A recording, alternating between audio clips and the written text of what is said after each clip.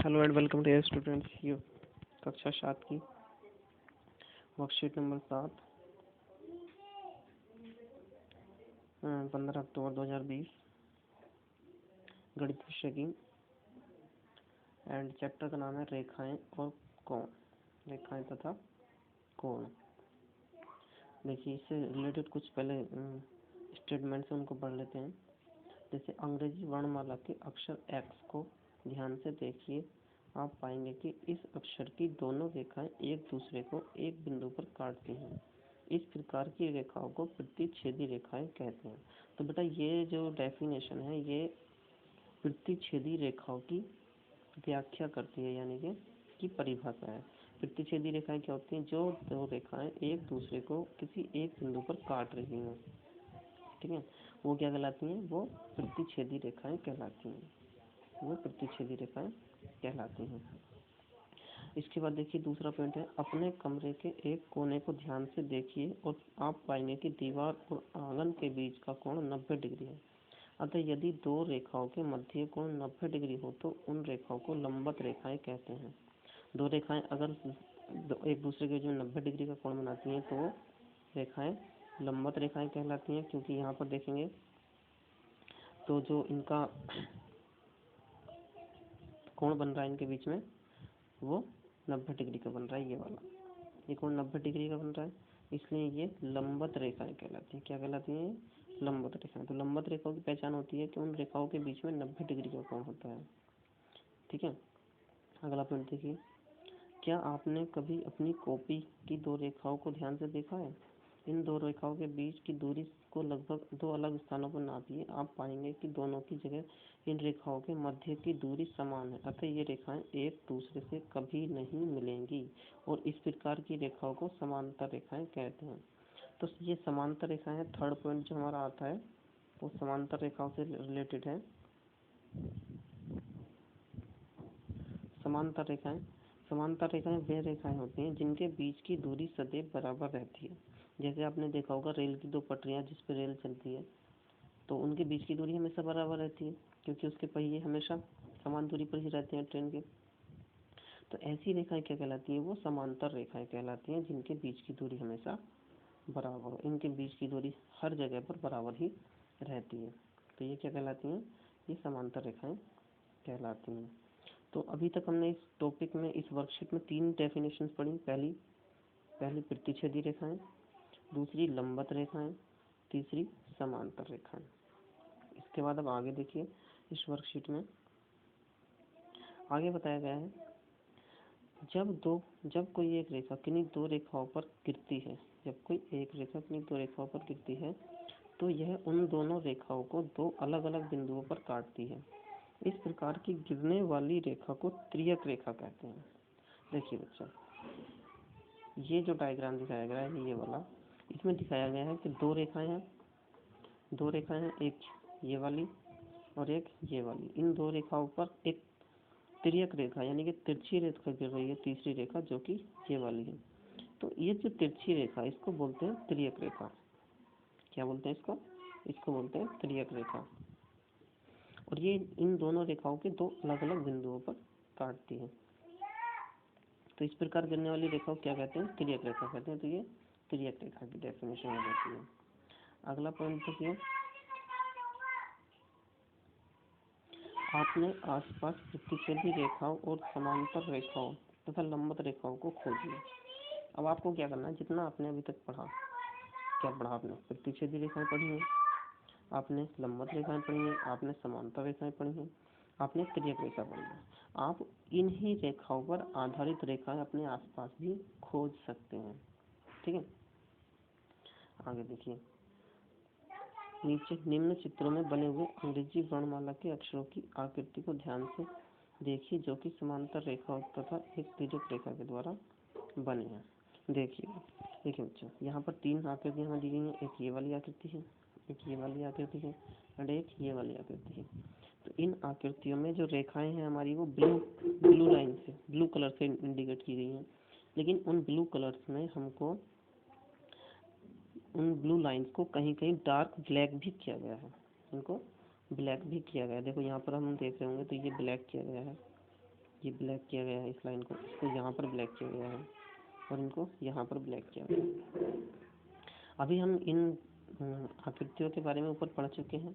तो ये वाली तो होती है हमारी प्रतिच्छेदी रेखाएं, ये कहलाती है हमारी तिर्यक रेखा, एंड ये कहलाती है हमारी समांतर रेखाएं, जिनके बीच की दूरी हमेशा बराबर होती है।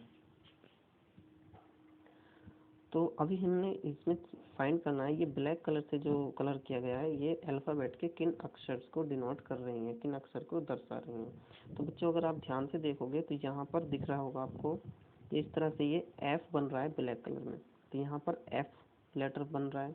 इसमें आप देखोगे तो इस तरह से ये जेड बन रहा है ब्लैक कलर में, तो यहाँ पर जेड बन रहा है। और इसमें आप देखोगे तो इस तरह से एक्स बन रहा है ब्लैक कलर में, तो यहाँ पर एक्स बन रहा है। इन आकृतियों में हमें यही आगे देखिए, अक्षर एफ के द्वारा बने कोण संगत कोण कहलाते हैं तथा यह एक दूसरे के बराबर होते हैं। साथ ही अक्षर एफ द्वारा तिर्यक रेखा के एक ही ओर बने अंतः कोणों का योग 180 होता है।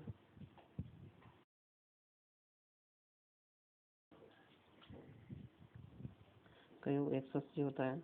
तो यहाँ पर जो एफ बन रहा है, ये एफ के द्वारा जो कोण बनते हैं संगत कोण कहलाते हैं। एफ के द्वारा बने हुए कोण संगत कोण कहलाते हैं। इसमें कौन कौन से कोण होते हैं? तो यहाँ पर जो दो कोण बनते हैं, एक ये वाला, एक देखिए बच्चों, जो एफ द्वारा बने हुए कोण होते हैं वो संगत कोण कहलाते हैं। अब संगत कोण कौन कौन से होंगे? ये एक ये वाला कोण और एक ये वाला कोण, जो ये कोण बन रहे हैं और जो ये कोण बन रहा है, ये संगत कोण कहलाते हैं तथा यह एक दूसरे के बराबर होते हैं। साथ ही अक्षर एफ द्वारा तिर्यक रेखा के एक ही ओर बने कोणों का योग, कोणों का अंतः कोणों का योग 180 डिग्री होता है। ठीक है बच्चा, तो देखिए इसको समझ लीजिए अच्छे से। देखिए, जो एक कोण है हमारा ये वाला कोण ना, और एक ये वाला कोण, ये जो दोनों कोण हैं, ये दोनों कोण हमारे अंतः कोण कहलाते हैं। ये दोनों कोण हमारे अंतः कोण कहलाते हैं और इन दोनों कोणों का योग 180 डिग्री होता है।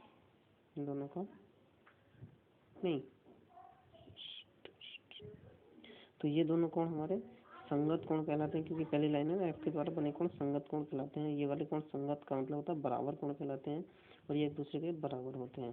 साथ ही अक्षर एफ द्वारा तिर्यक रेखा के एक ही ओर बने, तिर्यक रेखा हमारी कौन सी तिर्यक रेखा हमारी ये वाली है। अब इस रेखा के एक ही ओर बने कोण, तो एक ही ओर का मतलब इधर की साइड, या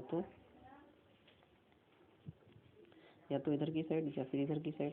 तो एक ही और इधर की साइड बने कोण कह सकते हैं या फिर इधर की साइड बने कोण कह सकते हैं। यहाँ पर दो कोण बन रहे हैं, एक ये वाला बन रहा होगा और एक ये अंदर वाला बन रहा होगा। तो ये दोनों जो कोण होते हैं ये बने अंतः कोणों का योग 180 होता है।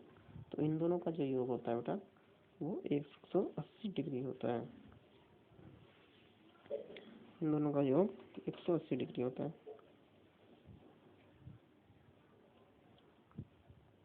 अक्षर जेड के अंदर बने कोण एकांतर अंतः कोण कहलाते हैं। अक्षर जेड के अंदर बने कोण एकांतर कोण कहलाते हैं। देखिए, अब यहाँ पर जेड की बात चल रही है, तो जेड के जो अंदर बनेंगे वो एकांतर का मतलब होता है समान अंतर, एक ही अंतर पर बने कोण एकांतर कोण कहलाते हैं। जब रेखाएं समांतर होती हैं तो ये एकांतर अंतः कोण आपस में बराबर हो जाते हैं। एकांतर अंतः कोण आपस में बराबर हो जाते हैं। अक्षर एक्स के द्वारा बने कोण शीर्षाभिमुख कोण कहलाते हैं तथा यह एक दूसरे के बराबर होते हैं। देखिए इसको भी समझ लीजिए, शीर्षाभिमुख कोण कौन कौन से होंगे? शीर्षाभिमुख कोण एक ये वाला, शीर्षाभिमुख कोण एक तो ये वाला होगा एंड एक ये वाला होगा। दो जो आमने सामने बन रहे हैं कोण वो शीर्षाभिमुख कोण कहलाते हैं।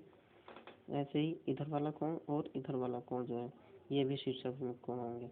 और जो अक्षर जेड द्वारा कोण बने हैं वह एकांतर अंतः कोण कहलाते हैं।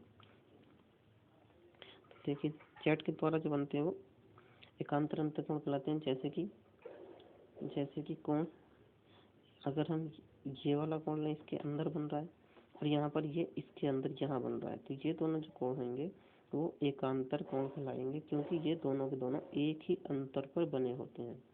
क्योंकि जड़ की आकृति इधर को भी इतनी होती है, इधर को भी इतनी होती है, तो समान आकृति होती है, समान अंतर पर बनती है, तो इसलिए एकांतर अंतःकोण कहलाते हैं। आगे देखिए, आकृति एक में दो समांतर रेखा खींची गई है, साथ में एक तिर्यक रेखा खींची गई है। तो हमें बताना है संगत कोणों का युग्म। अभी हमने पढ़ा था संगत कोण क्या होते हैं, संगत कोण क्या होते हैं और संगत कोण कैसे होते हैं ये भी पढ़ा था हमने। अभी हमने पढ़ा था संगत कोण एफ के द्वारा बने कोण संगत कोण कहलाते हैं तथा ये एक दूसरे के बराबर होते हैं। ये एक दूसरे के बराबर भी होते हैं, क्योंकि यहाँ ऊपर वाला और ये नीचे वाला मैंने बताया था संगत कोण है जो कि बराबर भी हैं। तो संगत कोण हम यहाँ पर अगर फाइंड आउट करते हैं तो हमें मिलेगा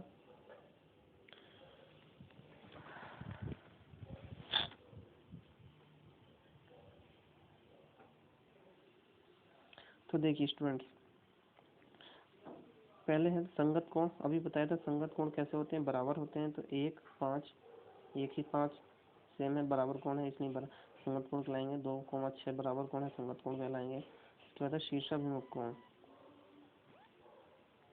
शीर्षाभिमुख कोण, शीर्षाभिमुख कोण क्या होंगे, 1 और 3 आमने सामने वाले जो कोण होते हैं वो शीर्षाभिमुख कोण कहलाते हैं।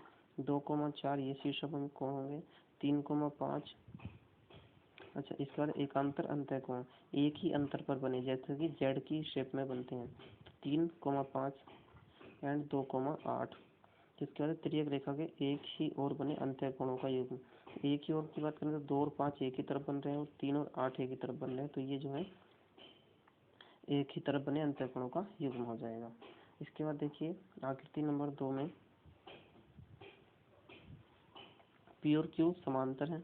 ये पैरेलल का साइन होता है बेटा, समांतर रेखाओं का प्रतीक होता है, किसी बताता है कि दो लाइनें पर समांतर है और सभी अज्ञात कोण A B C D E F को ज्ञात कीजिए। यदि दो रेखाएं एक दूसरे को काटती हैं तो उनके मध्य कितने कोण बनते हैं। यदि दो रेखाएं एक दूसरे को काटती हैं तो उनके मध्य 4 कोण बनते हैं। कितने कोण बनते हैं, 4 कोण बनते हैं। ठीक है, क्वेश्चन नंबर 2 में हमें आंसर लिखने हैं, क्योंकि हमारे पास एक कोण दिया हुआ है।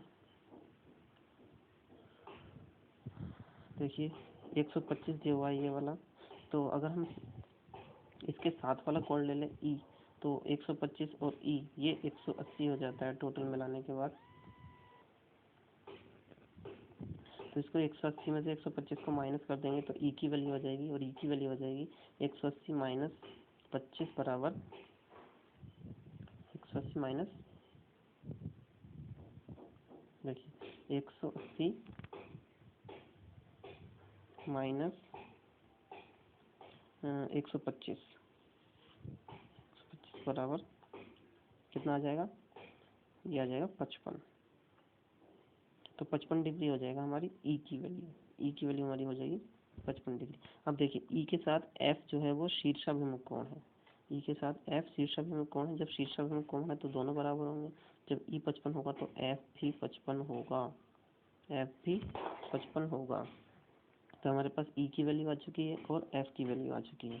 इसके बाद देखिए, इसके बाद हमें ए सी बी डी इनकी वैल्यू भी फाइंड आउट करनी है।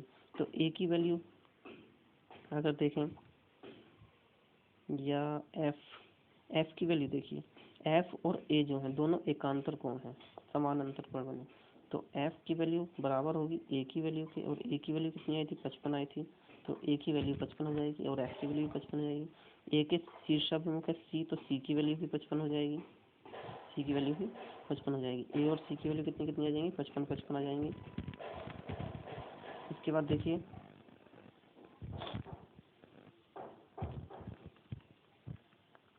इसके बाद बचती है बी और डी की वैल्यू। बी और डी की बात करें तो बी और डी दोनों शीर्षाभिमुख हैं। बी बराबर होगा डी के और ये बराबर होगा 125 के।